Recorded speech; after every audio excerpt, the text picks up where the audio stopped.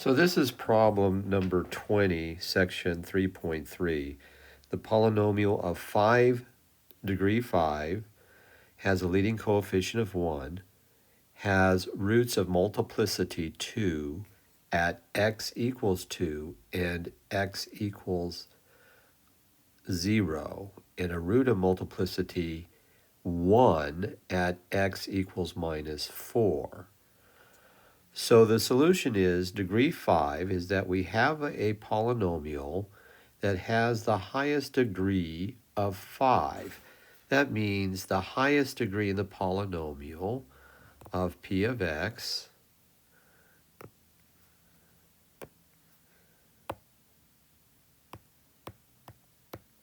is equal to x to the fifth. But we don't have to really worry about that, because when we get it in factored form, we'll get x to the fifth with the multiplicities. So you see that the multiplicity of 2 is some sort of factor raised to the second power. And the multiplicity of 1 is some factor that relates to x raised to the first power. So with the roots of 2 and 0, it means that x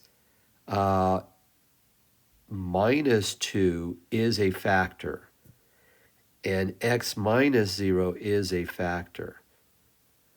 Okay, and x minus 4 is x plus 4, because that is a factor. The factors have to equal 0 at some point.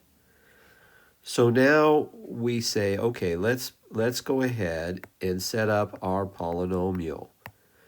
Notice that the leading coefficient is 1. So I put 1 down.